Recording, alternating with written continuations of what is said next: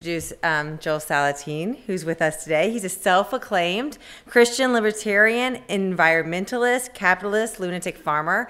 He can say it a lot faster than I can, so we'll see if he'll say it for us. Mr. Salatin is a third-generation full-time farmer in Virginia's Shenandoah Valley. He returned to the family farm full-time in 1982 to continue to refine and add to his parents' ideas.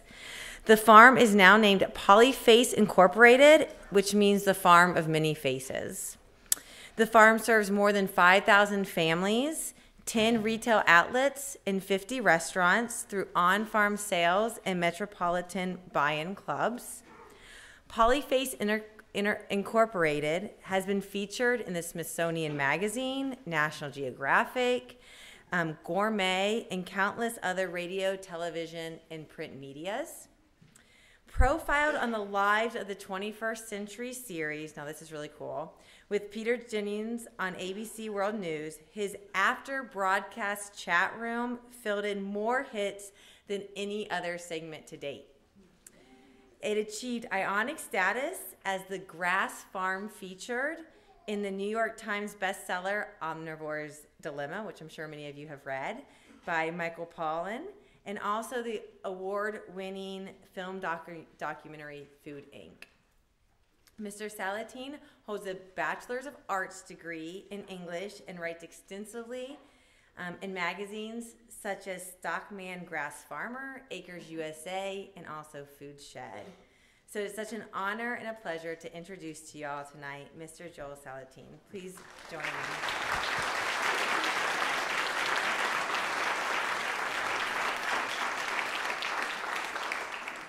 Well, it's great to be here with you tonight. It's great to have a full house, and I salute Ryan and his work with the Sustainability Week to pull off all these events. This is one of a series of many events throughout the week, and I have to catch a 5:30 flight out of Dayton in the morning. We debated about whether he would come and get me at 4 or send a taxi. He said, I might not be in bed by that time. So anyway, he's got classes too. So anyway, I salute the efforts here of him and Ian, the committee. You know, I do a lot of talking around colleges and things like that. And several years ago, I was talking to a group of students. I love young people, love students, and that's where the future is. You know, we've been through the agrarian economy, the industrial economy, the information economy, and now you young people are heading us into the regenerative economy. So we're exciting days ahead. And so I was struck one evening doing one of these at how abnormal the thinking is of young people today, and really, you know, my own age, and I'm realizing how anachronistic I'm becoming. You know, where I actually in college, you know, I had a typewriter. You know, we had an apprentice go up in the living room one day, and he's going through some boxes up there by the where the phonograph stuff like that is, and he calls down and says, "What are these great big CDs? You know, phonograph records." I've never seen one. And I'm realizing how the world has changed in my lifetime. It's changed dramatically, and I can only imagine a young person today. You know, I don't have a smartphone. I've got a dumb phone. I don't know how to Twitter, tweet, or trip or twat or whatever, you know. I don't know any of this stuff, and I just you know, go along and do whatever I need to do, and I don't know all this gadgetry. I just can barely do emails, and I'm struck by the fact that we have a generation today that actually thinks the way we live in our advanced, sophisticated, techno-glitzy culture today is actually normal. And I'm also struck by the fact of how unregenerative and unsustainable this abnormality is. And so you know, this thing kind of gelled in my mind over time, and I began to put together some threads. I just call them threads of abnormality. You know, we're not, despite what any futurist or sci-fi movie might say, we are actually not going to sail off into a Star Trek nirvana and be able once and for all to sever that ecological umbilical that binds us to this nest. Ain't going to happen. Because regardless of how sophisticated we become, each of us has 3 trillion, with a T, not billion, not M, not B, but T, trillion non-human bacteria and cells in our bodies. You know, MIT now says we're only 15% human and 85% non-human.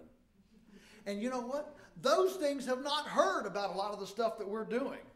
They're still way more similar to our great-great-great-great-great-great-grandparents in their world than they are to monosodium glutamate or high fructose corn syrup or any other kinds of unpronounceables. You know, no culture in history has ever universally eaten day-to-day things that you can't pronounce.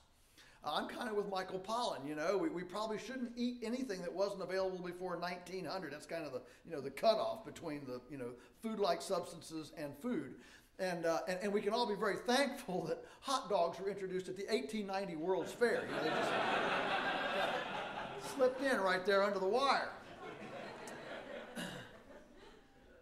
But this idea that we can actually profoundly abdicate the visceral participatory responsibility that our ancestors have had, the connection they've had with the umbilical, with our nest, is profound. It has great consequences. I mean, let's just take, for example, children and chores. I mean, today, we wonder why in the world we have a boomerang culture, where the young people, you send them to college and they go away and then they just keep coming home and they just keep coming back. And what's the matter with these kids, Well, part of it is that we've decided through child labor laws that having them do anything meaningful in life until they're 18 is some sort of abusive behavior. And I'm reminded of a lady that I talked to recently. She was in Washington State. She grew up during the escalation of the orchards in Washington State. So when she was a little kid, growing up in Seattle, the apple orchards would use the school buses, and they would print a schedule. And the school buses would come through her city, her town there, on a schedule. Monday it'll be, in this vicinity. And if you wanted to earn money, you could go and meet the bus at whatever, 8 a.m. or something. The bus would pick you up, take you out to the orchards, and you'd pick apples all day.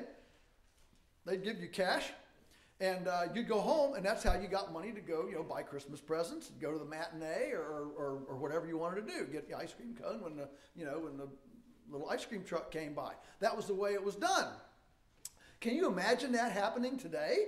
I mean, today, the idea of a private industry using the school buses, something private using the commons? Oh, no, we can't have that. Well, the insurance companies would go into apoplectic seizure, and we couldn't begin to have a thing like that. And then exploiting children, and the risk, sending them up ladders, to pick apples. I mean, my goodness me, what if one falls out? And so what we've done is we have taken away meaningful participation in the adult world from our children, including things like gardening. I'm a big advocate of children's gardens. We're growing up today where our young people, all they get to do, about the only thing that's acceptable now for our young people to do is move their thumbs on a video game, and so you just spend your life, doing this fantasy world.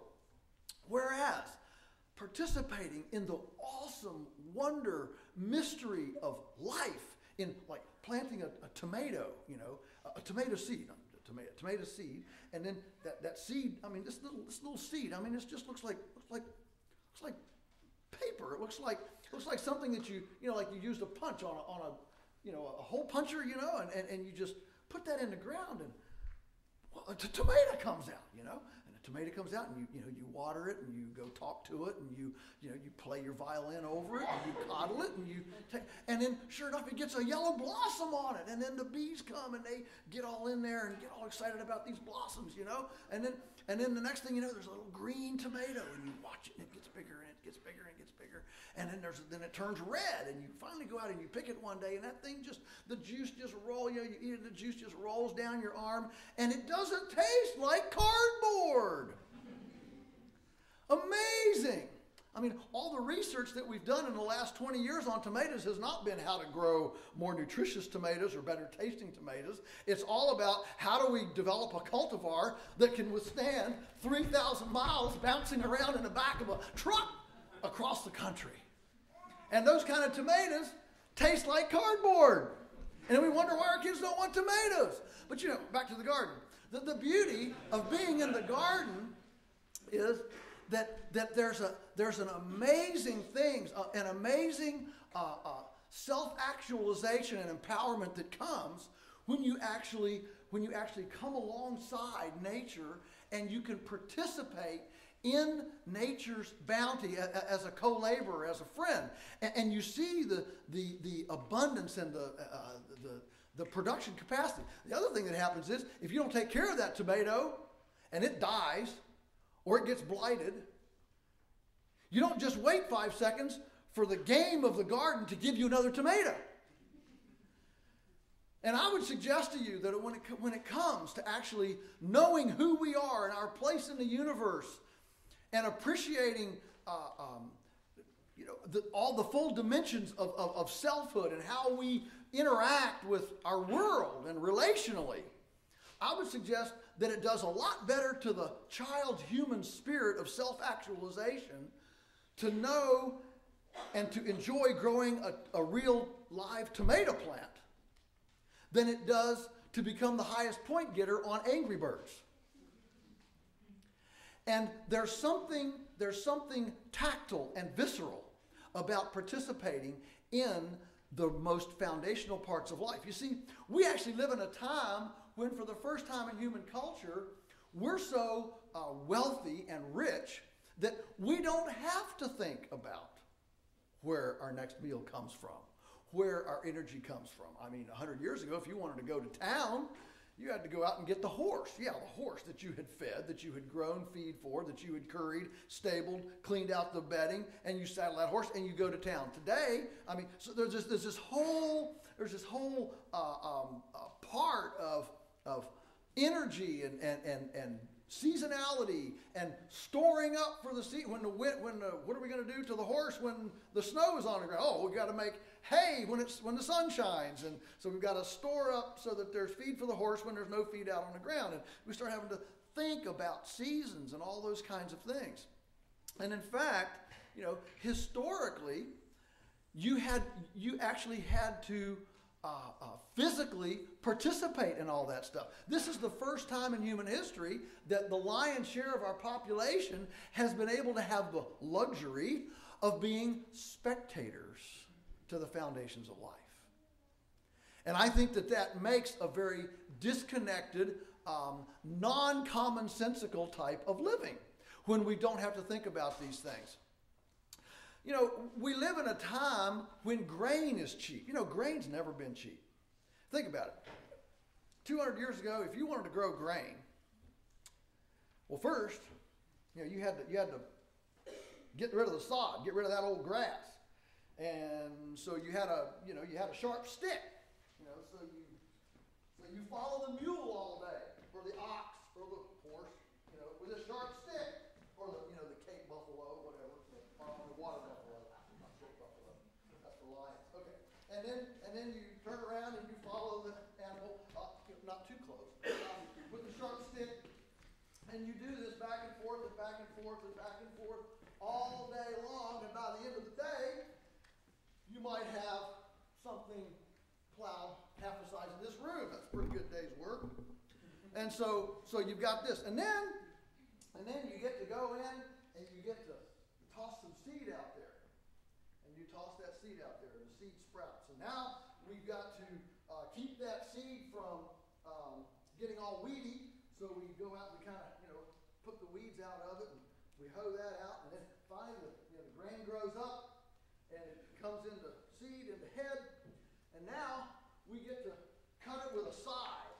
So we're going to cut it with a hand sickle, right? And we're going to gather it up in a sheaf, and we're going to put the butts on the ground, and we're going to so it can dry down. We let that go a couple of weeks, and then we come back and we gather all those sheaves up. They've dried down some, and we take them into a floor. Maybe it's some crude concrete, maybe it's planking, maybe it's hard pressed clay. We take it into a floor, we pile all that in there, and we beat it.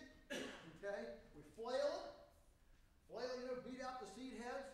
Well, now we got to get rid of that chaff, so now we're going to take that into the edge of a breezeway with a little bit of breezeway. We're going to take a wooden fork, and we're going to throw it up in the air, and that's going to blow away the chaff and the husks, and the grain is going to fall to the ground.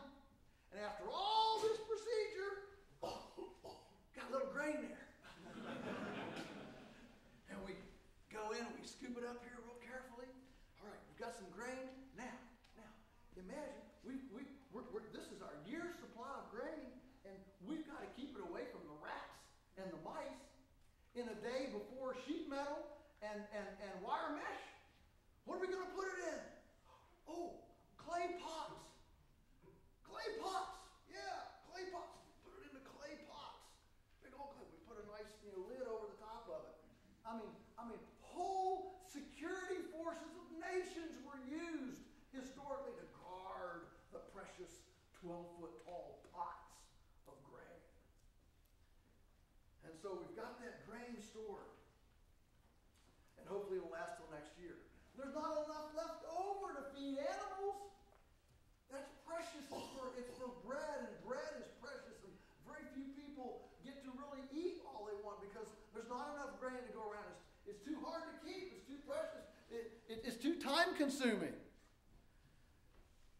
In the last 35 years, Americans have increased their grain production by more than 200 or 300%, depending on who you read after. In fact, since the 1970s, when the U.S. printed its first food pyramid. Some of you are old enough to remember the food pyramid when it came out. For the first time, the government decided to tell the country how to eat. And what did they put on the bottom, that big, broad bottom? Grain. I wonder who paid for that research. But it didn't differentiate the grain. It didn't differentiate it between Twinkies and Cocoa Puffs or fresh sprouted quinoa bread. It was all the same. And so we started eating grain. And you can overlay America's type 2 diabetes and obesity epidemic. You can overlay that directly on the time that the USDA told us how to eat. It should give us all pause to realize if the government had never told us how to eat, we'd be a much healthier country. And that should give us all pause to give them any more power or directive. And it should also give us pause to question anything that the USDA tells us to eat. So this is abnormal. It's abnormal to have cheap grain. But because we have mechanics and cheap energy and all that, now we could plow up everything. We didn't have to have pasturage for the draft animals. I mean, it used to be that 1/3 of every farm was for forage and grass in perennials to feed the draft animals to provide the power to till for the little bit of grain. But once we were divorced from having to feed these oxen and horses and all that, I mean, in 1900, there were 40 million draft animals in the U.S. It's fascinating that even with the concentrated animal feeding operations of today we have no more pounds of domestic animals in the U.S. today than we did in 1900. Because we don't have those draft animals. So all of that grass and that pasture that was devoted to feeding the draft animal, to energizing the farm, we don't have to do that anymore. Now we can plow up everything with cheap energy and cheap machines and tractors. So now we plowed fence row to fence row, and that allowed us for the first time in human history to create farms without animals. Can anybody tell me an ecology anywhere in the world, any ecology in the world, that doesn't have animals? There is none. What's the role of animals in nature? Think about it. There's a lot of roles of animals in nature. One of them is that animals are what take nutrients and fertility that goes downhill by gravitational movement, and they can walk back uphill. And why do they want to walk back uphill? Because they got predators down here that are looking, and the animals instinctively, the prey, they look, oh, I don't want to lie down here in this valley. Yeah, I know it's been good eating down here in the valley, but I don't want to lie down here because some wolf might come and get me. And so I'm going to go up there to the hill where I can look out and see where the predators are. And that predation drove the animals up on the hilltops where they lounge, chew their cud, poop, pee, and all that fertility then can gradually go back down the hillsides and head back down. And so the animals were the way nature had of recycling nutrients and moving nutrients around so that everything got blessed with fertility instead of concentrating on the lowest gravitational place. Now, for the first time in human history, using chemical fertilizers, we have this dubious distinction of, for the first time, being able to take the animals out of an ecosystem, put the animals away in a factory house somewhere, grow the grain over here, and we have segregated our food system.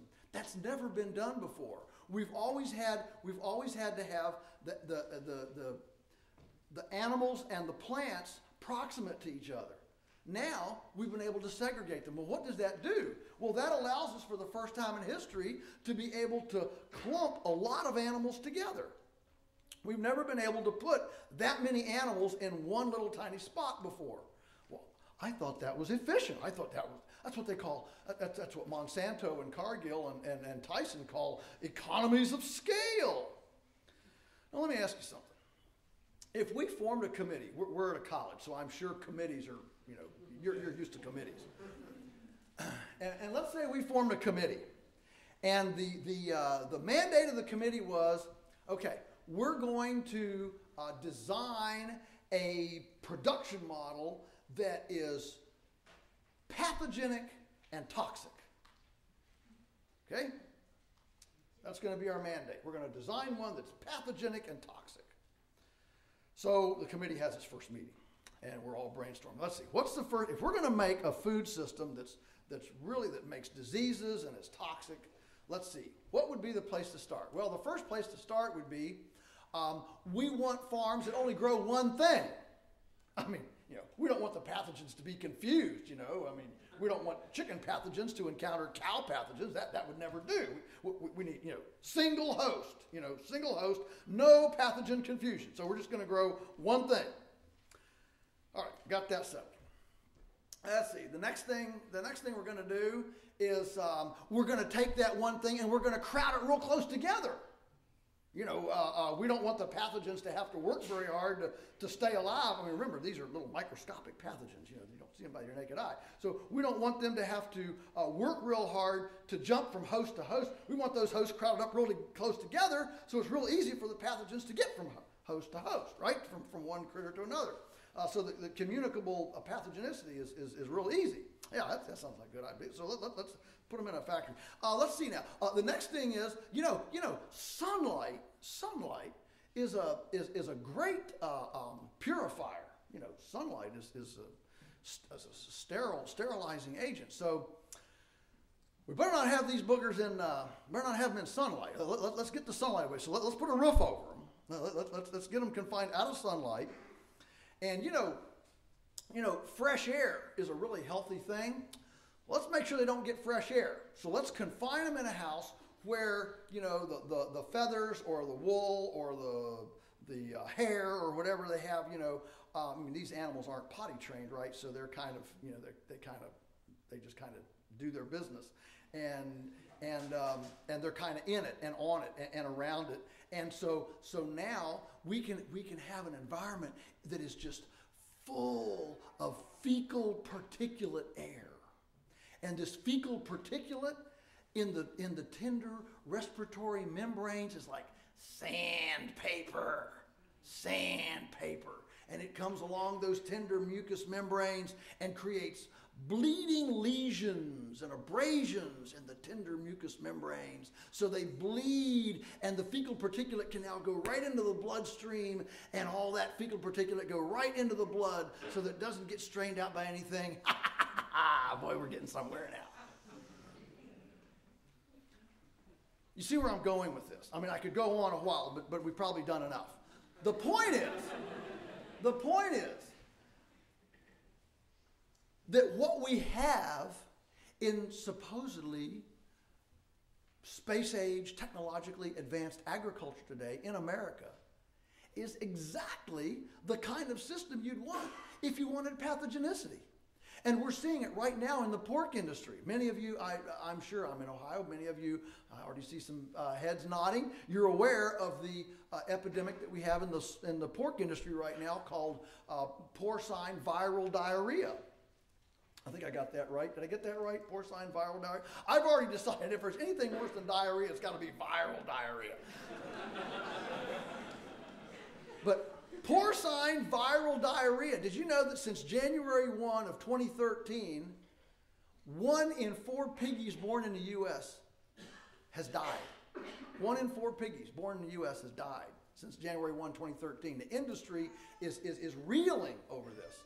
And now there's a new, I just found out this evening, there's a new viral respiratory thing. And that's killing piggies. But you know what's interesting? I haven't heard of one single U.S. scientist, not one single confinement pig factory credentialed academic expert, not one single one who has said, you know, I wonder if we should be putting 10,000 pigs in a house.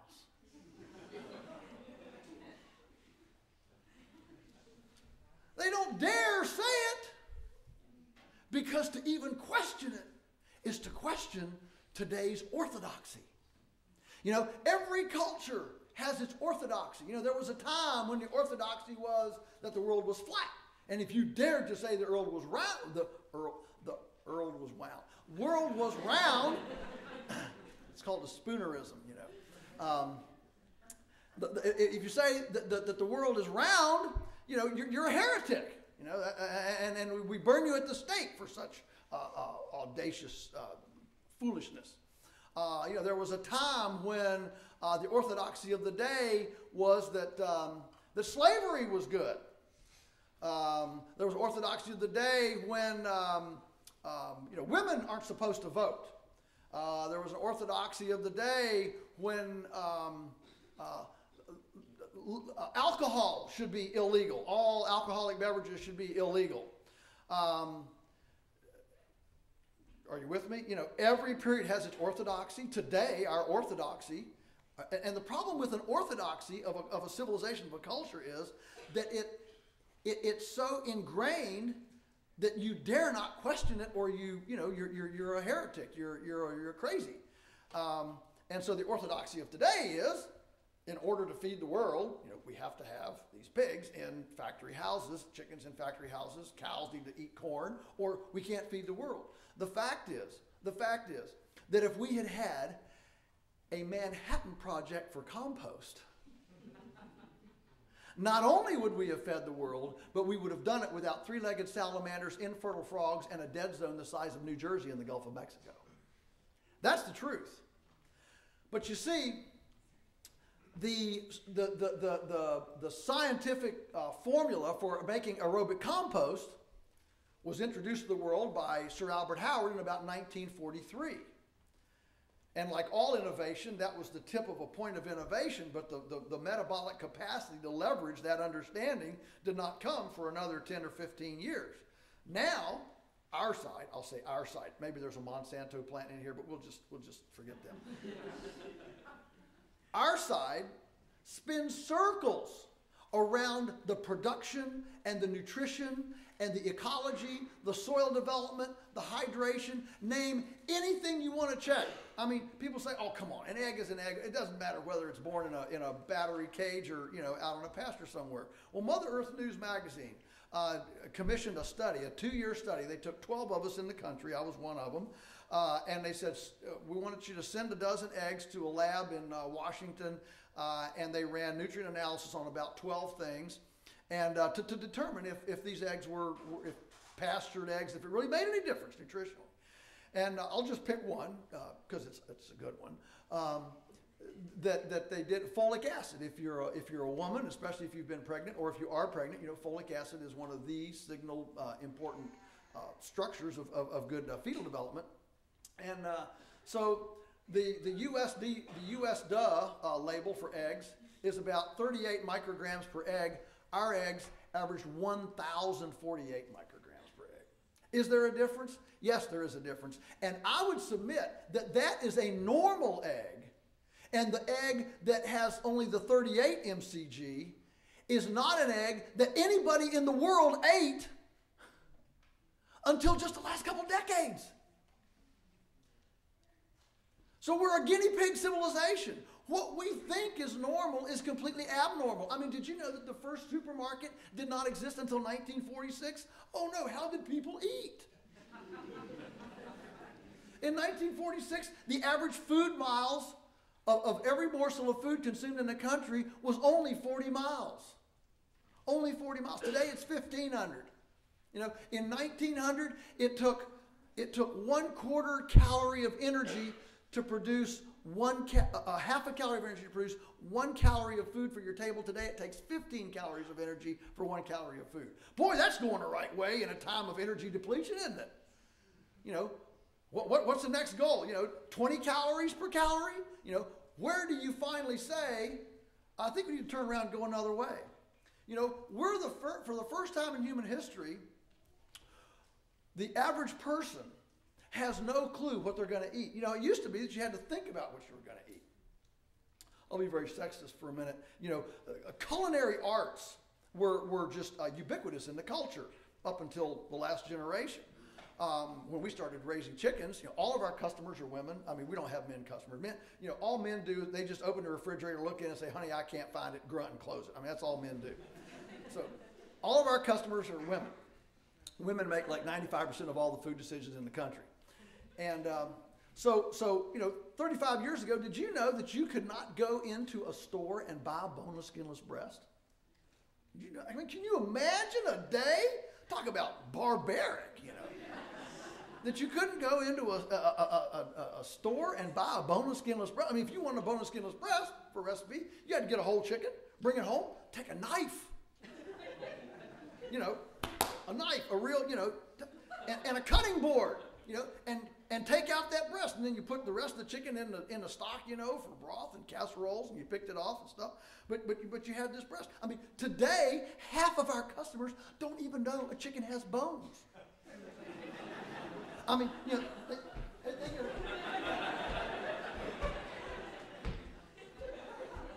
boneless breasts are out here, like we go pick them off a tree somewhere. I mean, we actually have to tell our customers that you have to understand that pieces of glued together chicken in the shape of Dino the dinosaur is not a muscle group on a chicken. They don't know this. But you see, what I'm trying to get at is that that's not normal. And the fact that we know so little about food and about culinary arts and about our kitchens. I mean, no culture has ever enjoyed more techno-glitzy gadgetization of our kitchens or put more money in remodeling our kitchens, but been more lost as to where it is or how to use it. Where's the kitchen? I can find the microwave, pop it into single serving, it's ready. But we don't know anything about food. And so what happens is when you don't know about something, especially something that you use all the time, but when you become ignorant about something, you know what happens? You get scared of it because you don't understand it. I mean, we get calls. if I put this chicken in the sink to thaw it, will it get salmonella? You know, people are scared to handle food. They think that if it doesn't come in a SKU numbered microwavable bread and buttered pop-up thermometer, you know, you can't eat it. It's a scary thing. It looks like an animal, you know. That's scary. Food's not supposed to look like anything. We had a customer out the other day with a little, 9-year-old daughter. And her daughter saw this movie at school, about a turkey, a little book. It was a book they read. No, it's kindergarten. I'm sorry, she's about 5 years old. And little girl, standing there, and we're dressing chickens, and the mom's standing there. She says, "Can you help me? I'm in trouble." I said, "What's the problem?" She says, "Our daughter just came home from school the other day, and they read this book, Mr. Turkey Comes to Dinner, and now she won't eat. She won't eat real food. All she'll eat is nuggets because it doesn't look like the animal." She's scared to eat something because it looks like Mr. Turkey, And for those of you that are vegetarians or vegans or whatever in the room, let me just say that it's really. Let me just say this.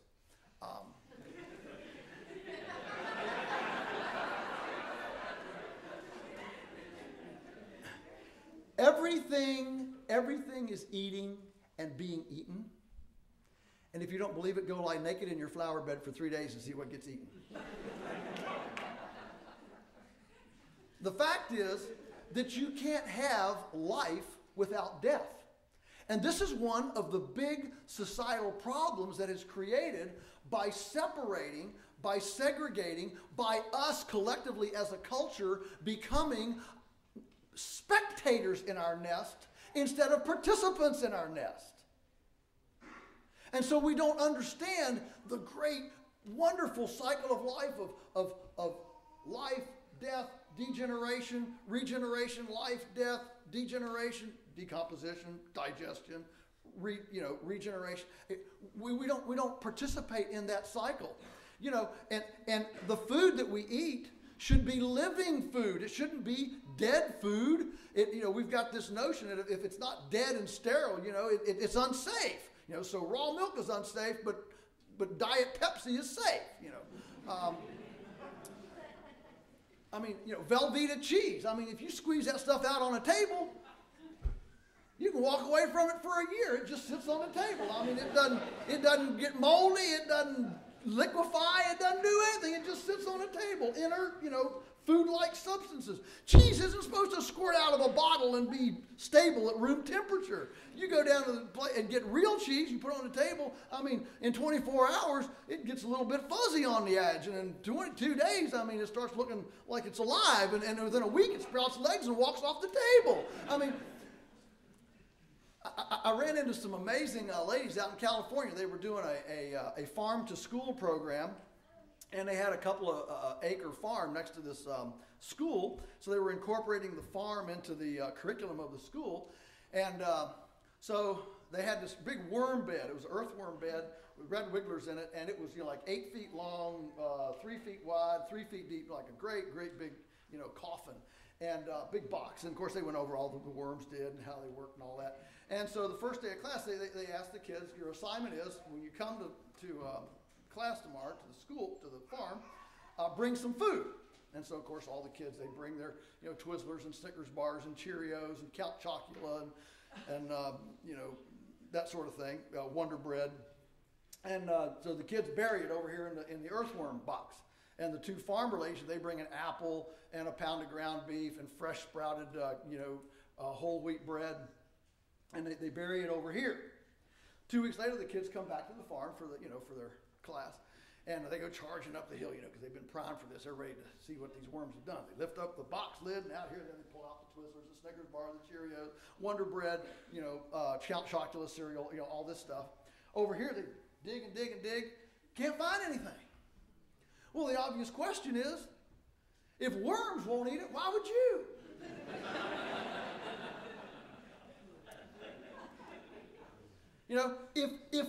If it won't rot, it won't digest.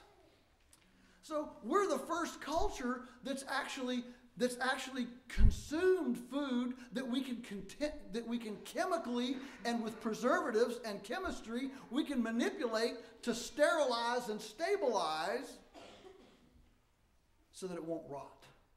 And folks, that ain't normal. It's not normal. That is a brand new thing. I mean, I can just envision, our microorganisms down inside of us. Stanford has isolated the language that these little bacteria beings, they don't talk to each other. And so, so we take in this, Velveeta cheese, it comes down here and they're all going, whoa, what's that? Put it over here, and then a pancreas like cancer, let's get rid of it. And so that's what happens. So they don't know what to do with this kind of stuff. And so what's very normal civilizationally and historically is for us to actually participate with food, know about food, know seasonality. If you read Dolly Madison's cookbook or Martha Washington's cookbook, they're out. You can get them. And it's amazing how many things in there we don't have today. I mean, you go to the supermarket and you see all that abundance of stuff, and it's really just 4-color cardboard packaging on a different kind of configuration of corn and soybeans. But in the old days, they ate currants and choke cherries and tree whistles and pokeweed and lamb's quarters and dandelions and all sorts of things that we don't eat today. We are today abnormally denying our bodies the kind of diversity and cornucopia of vitamins and enzymes and minerals that this 3 trillion internal bacterial community had. And so we have a very segregated, for the first time we've been able to segregate our food system so that our food system is not proximate to where it is. So we're about out of time. So let me wrap up with the school here. Okay, so here we are in a segregated system, and we have this school that supposedly has a sustainability program, and initiatives are put forward, and so let me put some really radical ideas in your heads. One of the first things about sustainability is to pack people in when the womb can feed you. And so I would challenge the school to be the first one in the U.S. to change its academic year to take the summer, to have school in the summer and take the winter off. Because one of the problems with actually eating locally and eating integratedly with our food system is that all the students are here in the winter. Well, why aren't they here in the winter? I mean, why aren't they here in the summer? They aren't here in the summer because historically they needed to be on the farm to help do farm work. Well, we don't have any farms anymore. There aren't very many of them. So we don't need to be on the farms anymore. What we need to be is become so ecologically conscious. And I'll tell you what, the first university, and I've preached this sermon at about 50 universities. I'm waiting for the first one to be so innovative that they say, we're going to lead the world this way. And the first university that actually makes an academic year that coincides with the fruiting of its nest will lead the world in sustainability. Okay? So you want the students here when there's food. All right. Now, next thing you do is you divide the campus up. You can make this as glitzy as you want. Divide it up into little 1/10 of an acre quadrants, right? The whole campus. There's all sorts of green space. I mean, so we go to an edible campus, but we don't just go to an edible campus. I mean, you have an app on your phone. Every student's got an app on their phone. They wake up in the morning, and it says the strawberries in quadrant 37 are ready. So all the students go over and they pick some strawberries and eat them. And then the next day, it says the apples in quadrant, 39 are ready. So they go to the quadrant 39 and they pick apples. And next week it says the green beans in quadrant 2 are ready. So they go and they pick beans, and the whole campus becomes a visual representation of abundance. We live in a time where we spend a lot of time stressing and wringing our hands about scarcity and running out of everything. And I would suggest that it's a balm for the soul and an inspiration for the spirit to immerse our lives in a habitat of visceral participatory abundance. The earth is not some old worn out foe. The earth is actually a benevolent lover that will respond to caresses like any other lover. And if we can turn the campus into that kind of visual representation of abundance, of godly provision, and what better place to do it than here? It can be a beacon and a lighthouse to the world that we really mean what we say when we say we're going to nest in our nest. All of the buildings, here's one for the architects and the Board of Visitors, all of the buildings should have a solarium on the south side. I mean, can't you see glass or plastic, solariums on the south side of all the buildings? Then you can grow all your stuff year-round, seasonal, passive solar, open the windows on the south side. All the hot air comes in there. Now we can pull the plug on the petroleum. Now we can raise all of our own food. And then all the flat roofs, the ones that you put a foot of perlite and compost on them, and you grow plants up there, and now that you're going to be here in the summer, all these plants, you got squash and watermelons and cucumbers growing on the roofs, and they cascade over the sides of the dorms, you reach out your window and you can grab a watermelon and a cantaloupe and a cucumber, and you just graze across the campus, just like a bunch of cows, just graze across the campus. And all the vegetation on the roof cools the building so much we can turn off the air conditioners. And the water all goes into cisterns that we're going to dig right next to them, hook those into the exercise room and the gymnasium, so when you're exercising, it's pumping water up the drip irrigation systems on the roof. That's not high tech. That's relatively easy to do, all right? But it just takes, what it shows is that our weak link is not resources, it's not money, it's not materials. Our weak link is constipation of imagination. That's our weak link. So we can do this. And the final really practical idea is, so we've got edible landscaping, we've got living roofs, we've got solariums, we've got a change in the curriculum here, and then the final one is chickens. All right. I mean, chickens are they're just the coolest thing since sliced bread, right? So I understand that there's a composting program on campus. So, and the compost goes on a diesel truck somewhere out there to get composted. Well, what I suggest is forget the diesel truck going anywhere and have chickens next to the dining services. So behind the kitchen scraps, the food scraps that are already being separated, come out, go to the chickens. The chickens eat the scraps, lay eggs.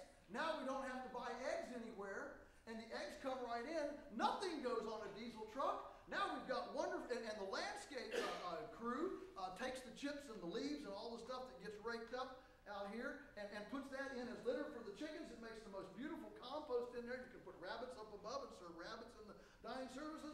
But we've got these, maybe not on Easter, but anyway. You got these chickens, okay? And nothing goes on a diesel truck.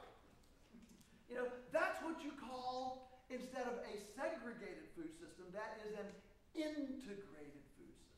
And ultimately, there is no food security in any community of the world when we don't have an integrated food system. And by the way, that includes your house. Think about it. I mean, how many people have a pet dog, cat, boa constrictor, parakeet, whatever? Look, all they do is sit. They don't do anything. They just sit there. They lounge around all day. You pet them on the head, or you struggle a little bit. I mean, they just eat. They look at you and say, "Pet me." They don't do anything. But a chicken in your house.